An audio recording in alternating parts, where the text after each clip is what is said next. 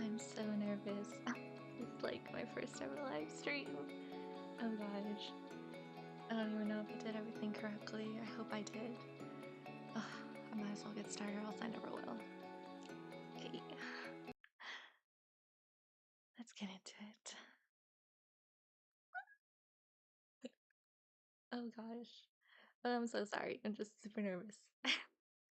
Anyways. Okay. I need to relax. I need to relax.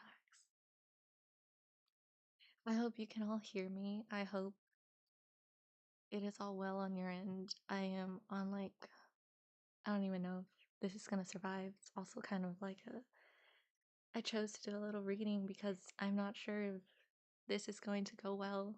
You know, my computer, it's literally like a laptop computer. Like I don't have a PC. Like this thing is dying. Like the battery drains fast and everything. And I'm like, if I ever want to stream, I have to find something that's super light, you know? So I thought, you know, just a little reading. I have, if you've seen in my recent shorts post, I was talking about all the books that I have that are just collecting dust and they need to be read. And well, in light of Guillermo del Toro's rendition of the Frankenstein movie, which I saw recently, I was like, I have the book. I might as well read it. Like, everybody knows Frankenstein, but do they really have they read the story, you know? And I haven't. So, is it just me or is there an echo? Okay. Anywho, um, yeah, I I'm so I'm sorry, I'm just so like nervous right now. Oh my gosh. I can't believe I finally worked up the courage to stream, you know. I don't know how long this is going to be. Um First ever live stream and I'm reading, so I don't know, maybe I'll get carried away. But I'm not used to talking for long periods of time. So my voice might give out any moment. And when that happens, that's probably when I'll call it quits. But I hope this whole little stream is okay. I hope the audio is bearable, the quality is bearable, the reading is bearable. I'm going to be stumbling between my words. Full disclaimer, because like I said, I'm nervous and I'm not exactly the best reader either way, so I'm stalling. Okay. Alrighty. Well, I hope I find you all well, and I hope this reading is a nice little background for y'all. Um, yeah, without further ado, I think I'll just get right into it, or else I never will. So, please allow me the honor of reading to you Mary Shelley's Frankenstein. Alrighty. Let's see here. I wonder if you can hear the pages. Mary Shelley's. Oh my gosh, my hands are shaking. Oh goodness. I'm so sorry. I'm so sorry for all of you listening. I'm so sorry. I'm like, I'm shaking right now. Okay. Okay, okay, okay. I need to breathe. I need to breathe.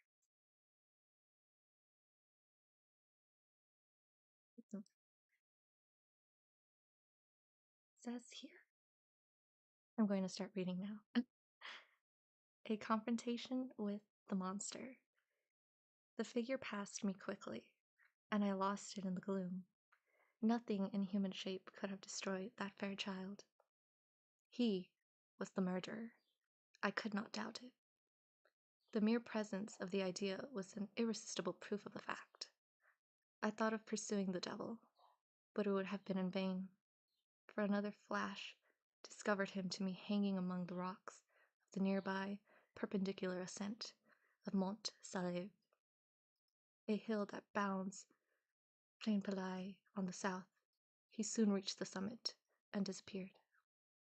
I remained motionless. The thunder ceased, but the rain still continued, and the scene was enveloped in an impenetrable darkness. I revolved in my mind the events which I had until now sought to forget. the whole train of my progress towards the creation, the appearance of the work of my own hands alive at my bedside, its departure.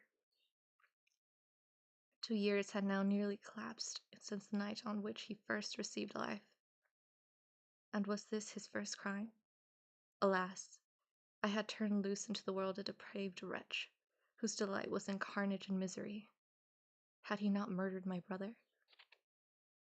Interesting, interesting. By the way, if you expect this to be like just me reading, it's not, because I'm just going to be reading and putting my thoughts out there. I hope you don't mind. So if that's not your style, I totally understand. Also, it says late night reading. I just remembered on the stream, but that's just the vibe we're going with. Okay, let's continue. I believe that was a prologue too, because it was just like before the first chapter. Or maybe it's just the edition that I have here. I'm not so sure. Author's Introduction to the Standard Novels Edition, 1831. Well, that's not the one that I have, but I suppose it's just an author's note.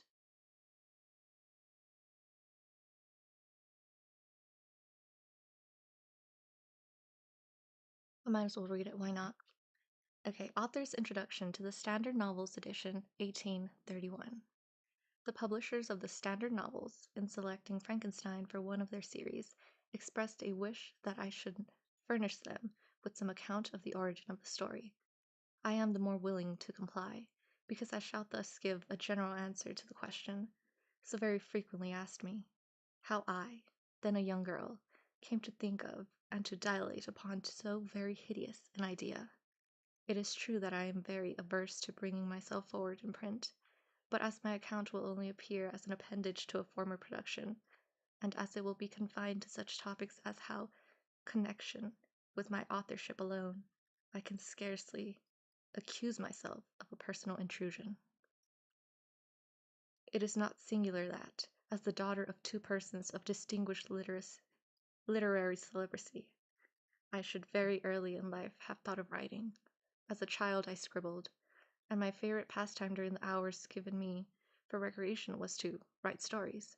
Still, I had a dearer pleasure than this, which was the formation of castles in the air, the indulging in walking dreams, the following up trains of thought, which had for their subject the formation of a succession of imaginary incidents.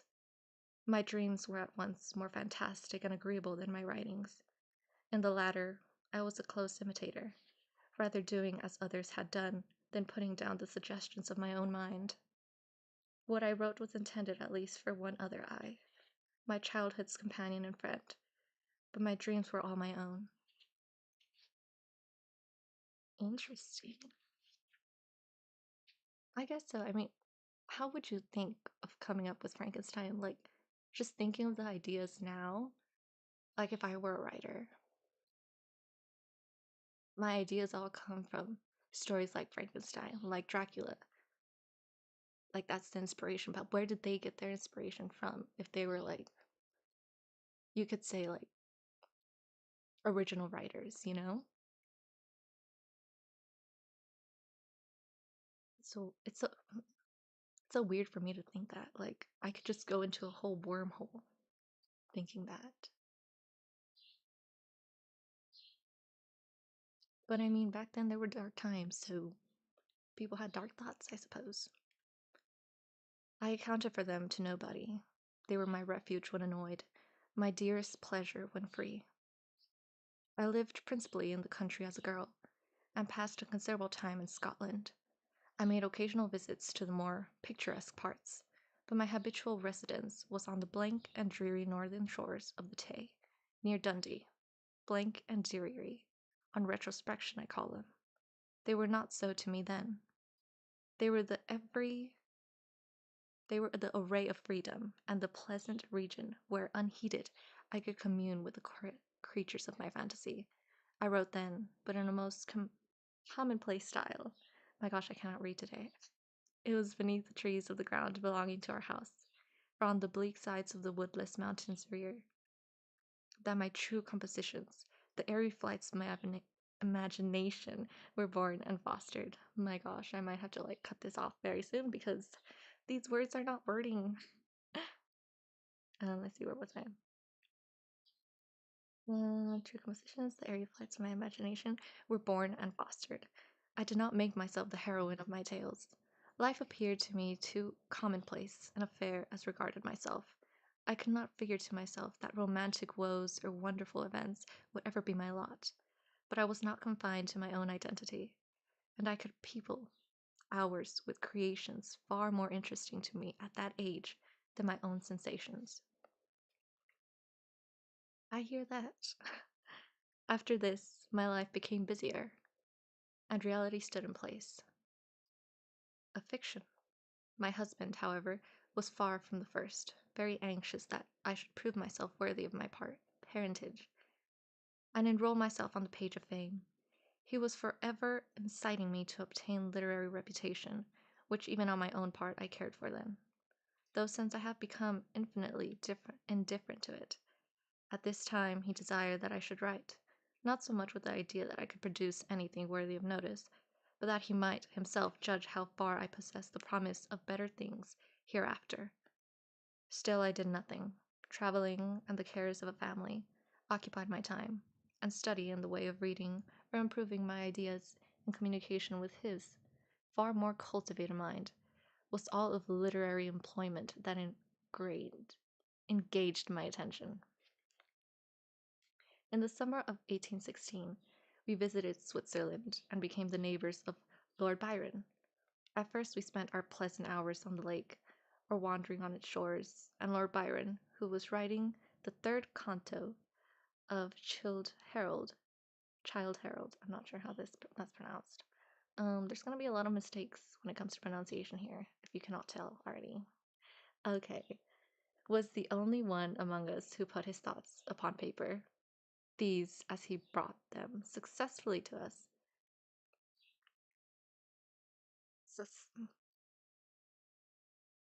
I cannot read today. Oh my goodness, I am so sorry. Clothed in all the light and harmony of poetry, seemed to stamp as divine the glories of heaven and earth, whose influences we partook with him. But it proved a wet, ungenial summer. An incessant rain often confined us for days to the house. Some volumes of ghost stories, translated from the German into French, fell into our hands. There was the history of the inconstant lover who, when he thought to clasp the bride to whom he had pledged his vows, found himself in the arms of the pale ghost of her whom he had deserted. There was the tale of the sinful founder of his race, whose miserable doom it was to bestow the kiss of death on all the younger sons of his fated house, just when they reached the age of promise. His gigantic, shadowy form, clothed like the ghost in Hamlet, in complete armor, but with the beaver up, was seen at midnight, by the moon's fitful beams, to advance slowly along the gloomy avenue. The shape was lost beneath the shadow of the castle walls, but soon a gate swung back, a step was heard, the door of the chamber opened, and he advanced to the couch of the blooming youths, cradled in healthy sleep. Eternal sorrow sat upon his face as he bent down and kissed the forehead of the boys, who from the hour withered like flowers, snapped upon the stalk. I have not seen these stories since then, but their incidents are as fresh in my mind as if I had read them yesterday. How long is this little Mary Shelley incorporation? Oh, just 2 more pages. We will each write a ghost story, said Lord Byron, and his proposition was acceded to. Man, I really need to read more because I can't read anymore. You know, a lot of kids these days can't either. It is unfortunate. I read far better when I was young than I do now. I mean, it's horrible. And I can't believe I'm doing this live. I don't know what's wrong with me. I like to play life on hard mode, yay! Alright, let's continue. There were four of us. The noble author began a tale, a fragment of which he printed at the end of his poem of Masipa. Shelley, more apt to embody ideas and sentiments in the radiance of brilliant imagery and in the music of the most melodious verse that adorns our language, than to invent the machinery of a story, commenced one founded on the experiences of his early life. Poor Polidori had some terrible idea about a skull-headed lady who was so punished for peeping through a keyhole. What to see I forget. Something very shocking and wrong, of course. But when she was reduced to a worse condition than the renowned Tom of Coventry, he did not know what to do with her, and was obliged to dispatch her to the tomb of the Capulets, the only place for which she was fitted. The illustrious poets also, annoyed by the platitude of prose, speedily relinquished their uncongenial task. I busied myself to think of a story to rival those which had excited us to this task, one which would speak to the mysterious fears of our nature and awaken thrilling horrors, one to make the reader dread to look around, to curdle the blood, and quicken the beating of the heart. If I did not accomplish those things, my ghost story would be unworthy of its name. I thought and pondered, vainly. I felt that blank incapability of invention, which is the greatest misery of authorship, when dull nothing replies to our anxious invocations. Have you thought of a story? I was asked each morning, and each morning I was forced to reply with a mortifyingly negative. Everything must have a beginning, to speak in Sanchian phrase, and that beginning must be linked to something that went before. The Hindus give the world an elephant to support it, but they make the elephant stand up upon a tortoise. Invention, it must be humbly admitted, does not consist in creating out of the void, but out of chaos. The materials must, in the first place, be afforded. It can give form to dark, shapeless substances, but cannot bring into being the substance itself.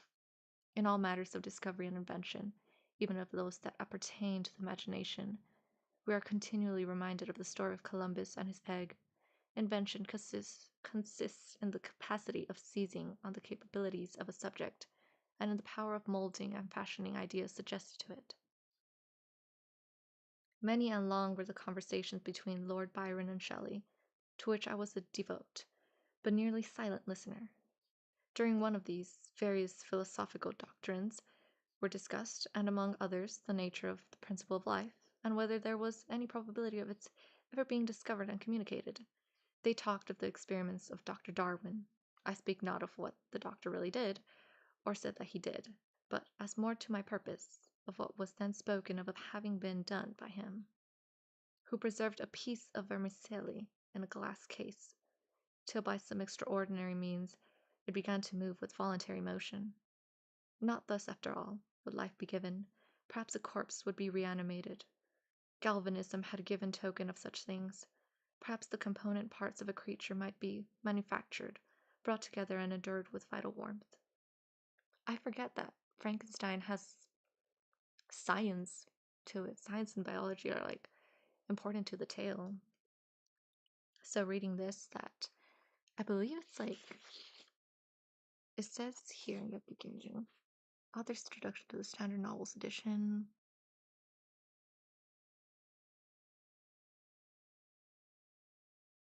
Like how Mary Shelley came to this story, right? So if I am listening to what I am saying, then this is like her chatting with other writers, poets, like Lord Byron, I believe, and them having been cooped up in the house or wherever they are.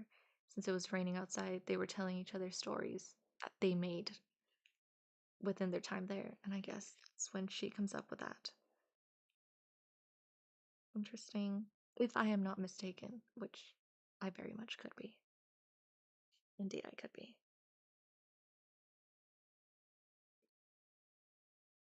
Alrighty. Almost done with this little thing, I believe. And then we have the preface. Preface. Night waned upon this talk, and even the witching hour had gone by before we retired to rest.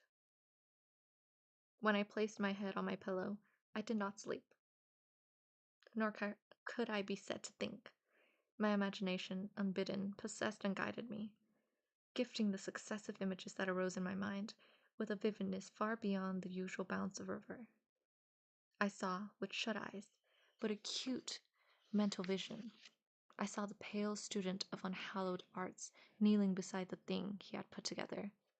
I saw the hideous phantasm of a man stretched out, and then, on the working of some powerful engine, some signs of life, and stir with an uneasy, half-vital motion.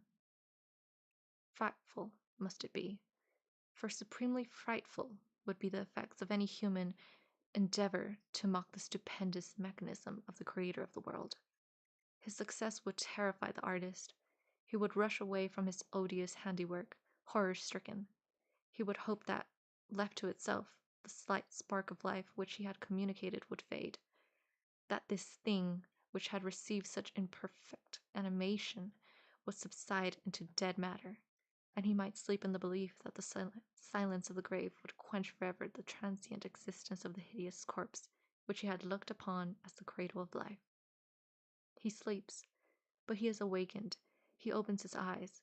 Behold, the horrid thing stands at his bedside, opening his curtains and looking at him with yellow, watery, but speculative eyes. I opened mine in terror. The idea so possessed my mind that a thrill of fear ran through me, and I wished to exchange the ghastly image of my fancy for the realities around. I see them still, the very room, the dark parquet, the closed shutters, with the moonlight struggling through, and the sense I had that the glassy lake and white-high Alps were beyond. I could not so easily get rid of my hideous phantom, still it haunted me. I must try to think of something else.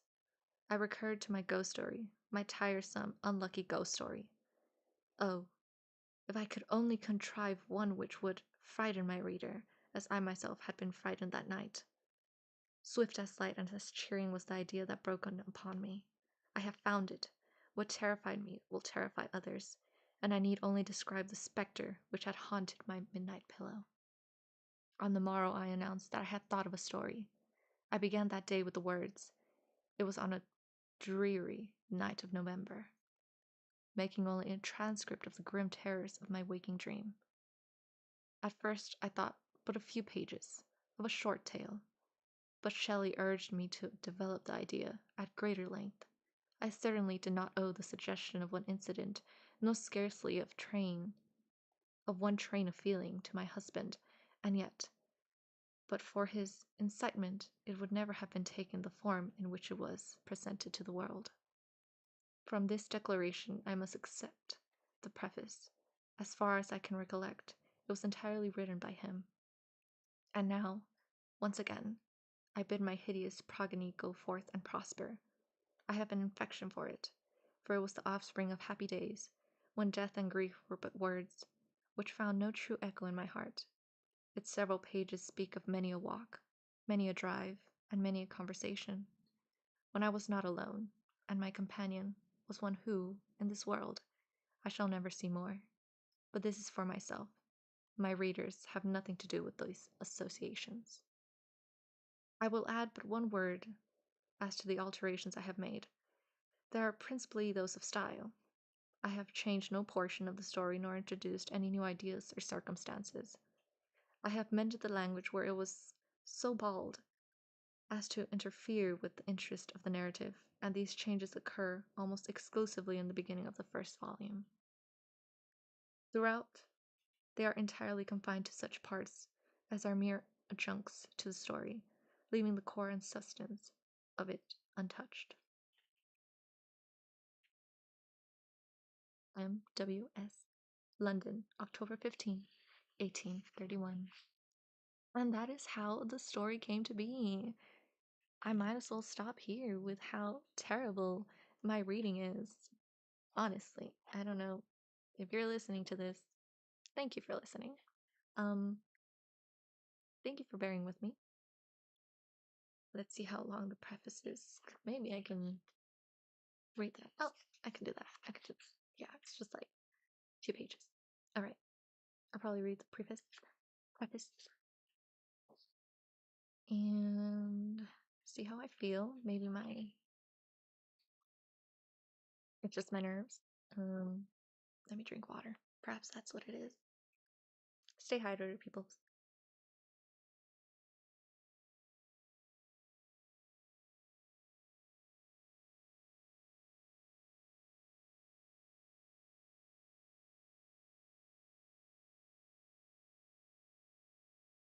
See.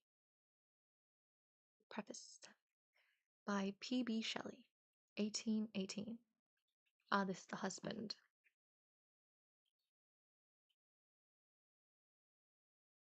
The event on which this fiction is founded has been supposed by Dr. Darwin and some of the physiological writers of Germany as not of impossible occurrence.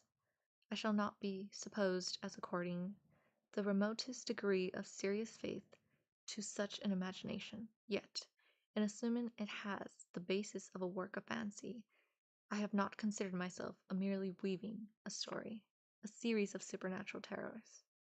The event on which the interest of the story depends is exempt from the disadvantages of a mere tale of spectres or enchantment. It was recommended by the novelty of the situations which it develops, and, however impossible as a physical fact, affords a point of view to the imagination for the delineating of human passions more comprehensive and commanding than any which the ordinary relations of existing events can yield. I have thus endeavored to preserve the truth of the elementary principles of human nature, while I have not scrupled to innovate upon their combinations.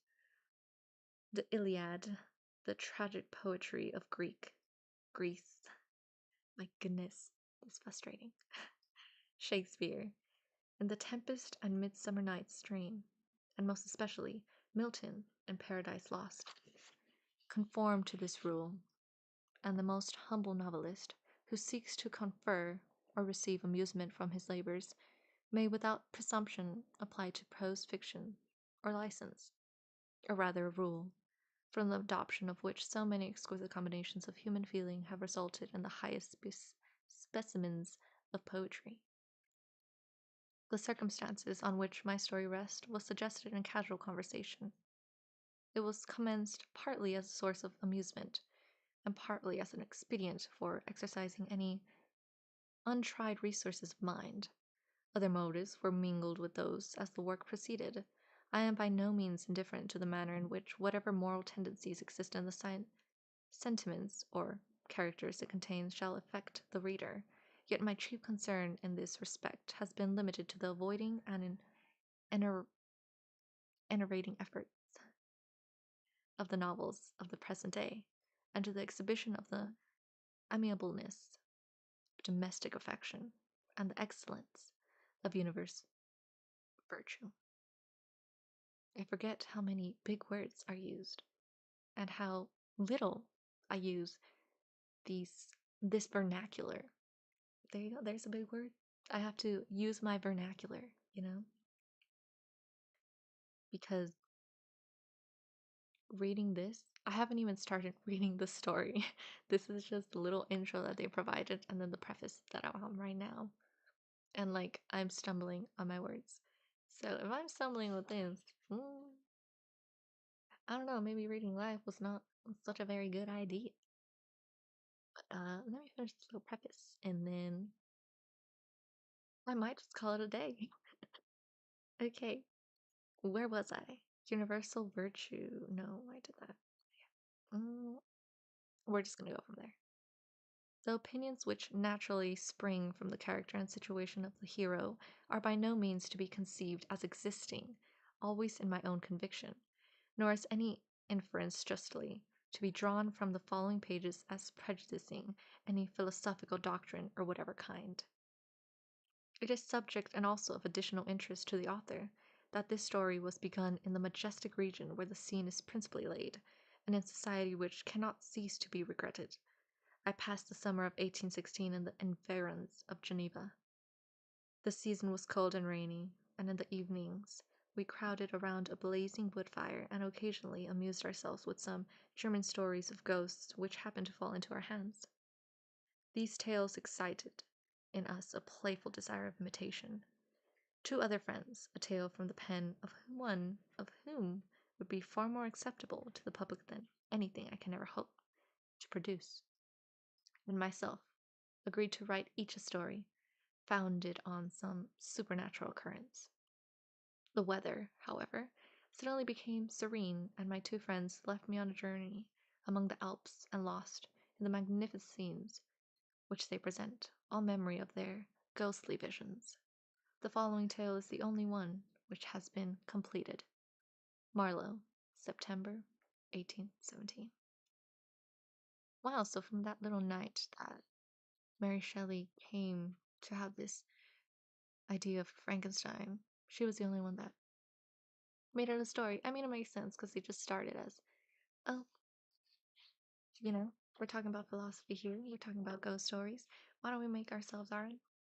And she just happened to give birth to a very, very infamous tale to this day, like 2 centuries ago. It still is very prevalent. I mean, they just made another movie of it. Interesting, interesting. Well, after reading that little introduction and her husband's little preface, I must say, I feel insecure of my reading now. I feel like I knew I was so, so overdue for some reading. But like I didn't know I was so overdue for some reading, and I just had to do it live on my very first live stream. I just know how to choose my battles, don't I? Absurd, absurd. Well, let's see.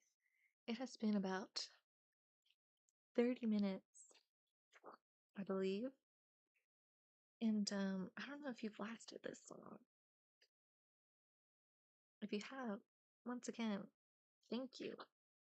But I'm just skimming through if you can hear the pages, so I'm not sure if you can. Skimming through the pages, it seems to go on in letters. Oh, it's a series of letters. And then chapter 1. Interesting. Interesting indeed. Chapters are quite long.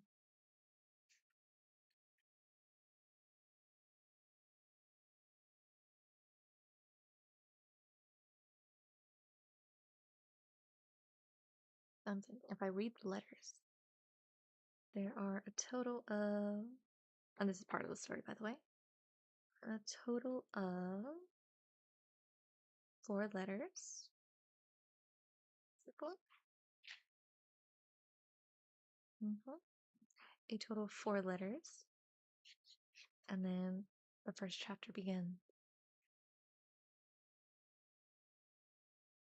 And if I read the letters, I feel like I might as well start reading the chapter, right?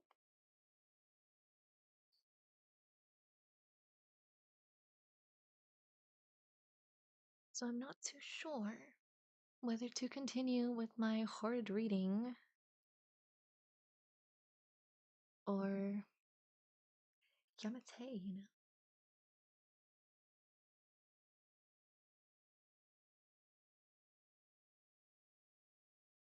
I'm not sure. I'm not sure. What to do. Oh, sorry, I'm just adjusting my little computer, my little laptop is dying. I'm telling you, it is, like, literally, it is dying. I had to plug in the charger.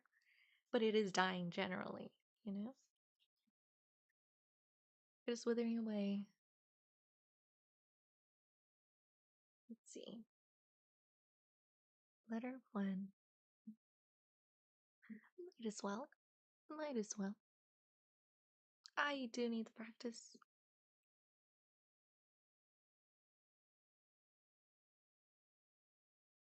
Letter 1. To Mrs. Saville, England.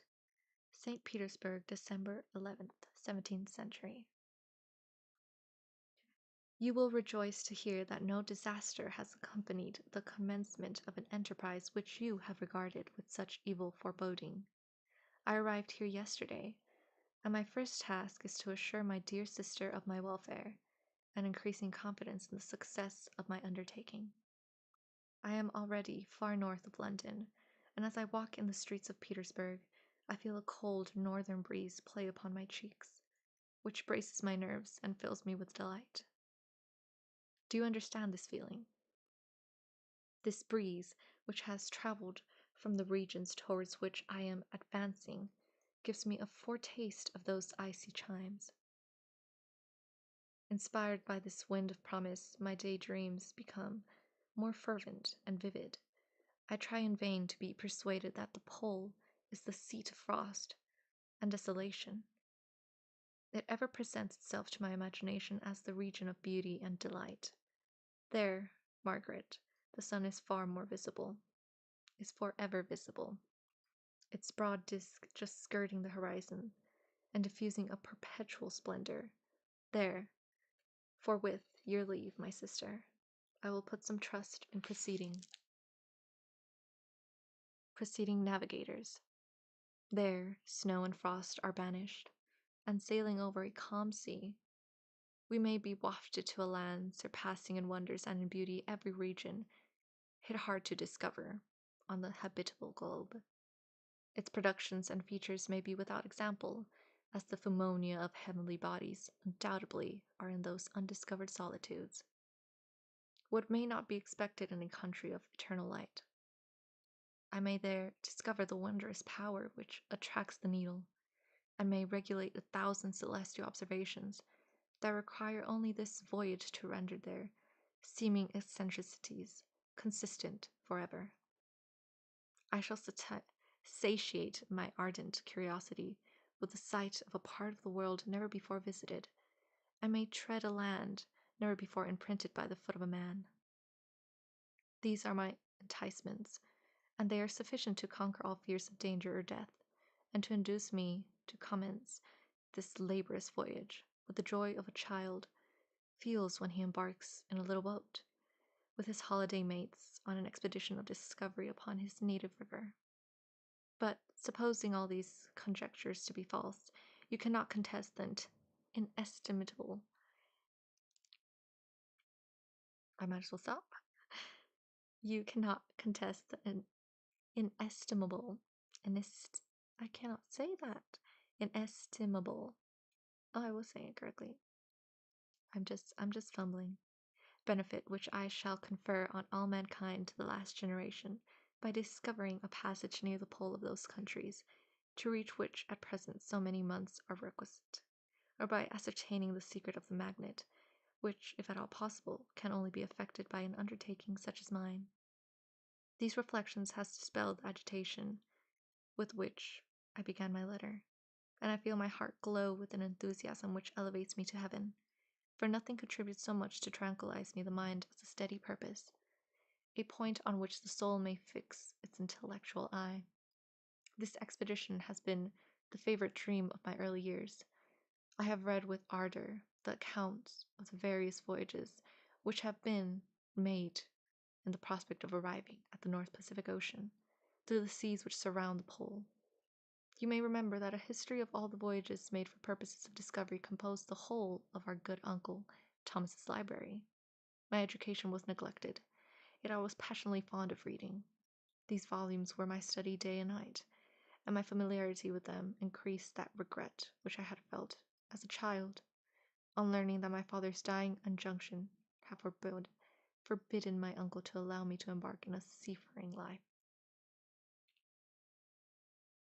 These visions faded when I perused, for the first time, those poets whose infusions entranced my soul and lifted it to heaven. I also became a poet, And for 1 year, in a paradise of my own creation, I imagined that I also might obtain a niche in the temple where the names of Homer and Shakespeare are consecrated. You are well acquainted with my failure and how heavily I bore the disappointment. But just at that time, I inherited the fortune of my cousin, and my thoughts were turned into the channel of their earlier bent. 6 years have passed since I resolved on my present undertaking. I can't even now remember the hour from which I dedicated myself to the great enterprise. I commenced my inuring my body to hardship. I accompanied the whale fishers on several expeditions to the North Sea. I voluntarily endured cold, famine, thirst, and want of sleep. I often worked harder than the common sailors during the day and devoted my nights to the study of mathematics, the theory of medicine, and those branches of physical science from which a naval adventure might derive the greatest practical advantage. Twice, I actually hired myself as an undermate in a Greenland whaler, and acquitted myself to admiration. I must own I felt a little proud when my captain offered me the second dignity in the vessel and entreated me to remain with the greatest earnestness. So valuable did he consider my services. And now, dear Margaret, do I not deserve to accomplish some great purpose? My life might have been passed in ease and luxury, but I preferred glory to every enticement that wealth placed in my path. Oh, that some encouraging voice would answer in the affirmative. My courage and my resolution is firm. My hopes fluctuate, and my spirits are often depressed. I am about to proceed on a long and difficult voyage, the emergencies of which will demand all my fortitude.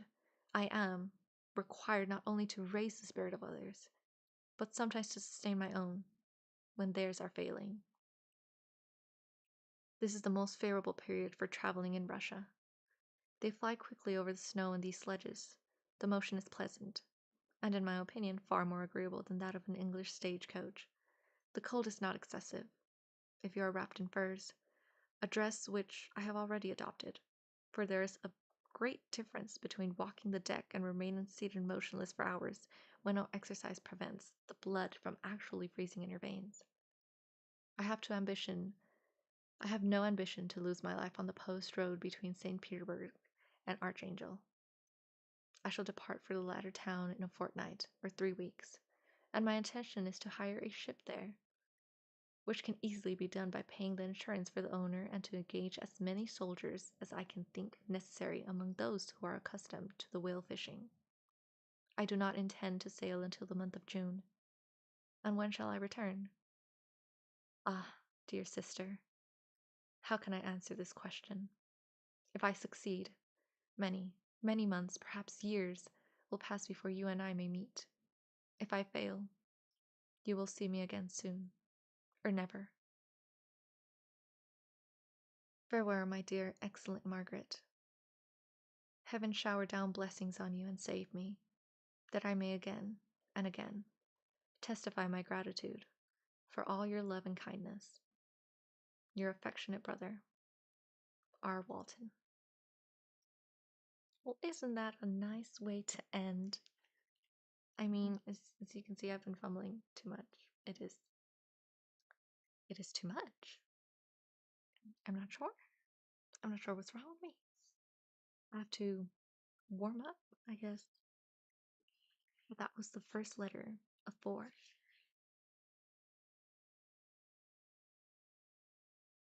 Now, I really do need to sharpen my literary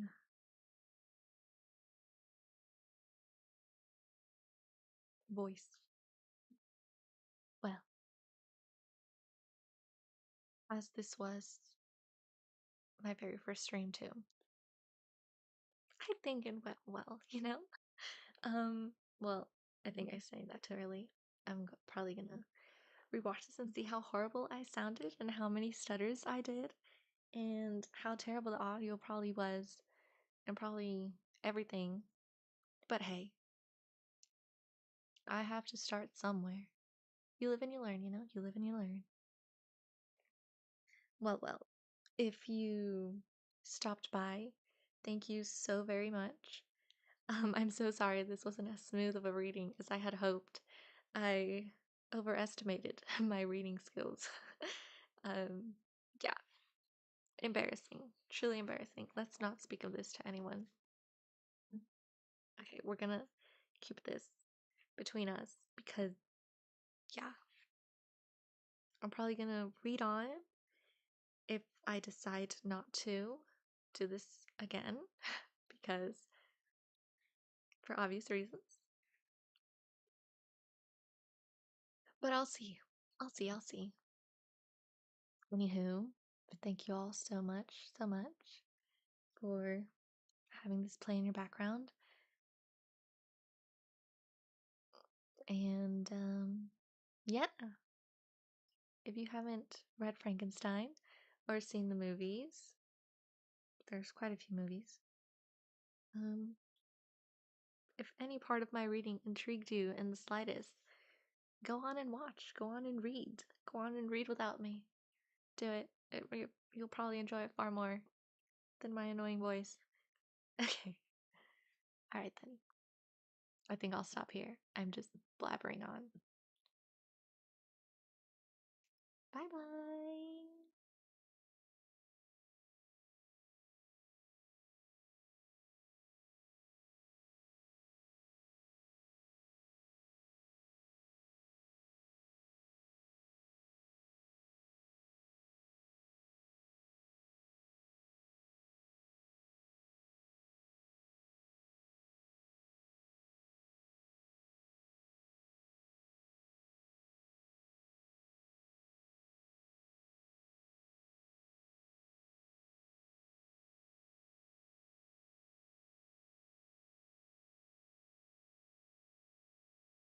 Thanks again for coming and enduring my reading. Okay, for real. Goodbye. Bye bye. Have a wonderful day or night, wherever it is for you. And go read. So you don't end up reading like me. Okay, bye.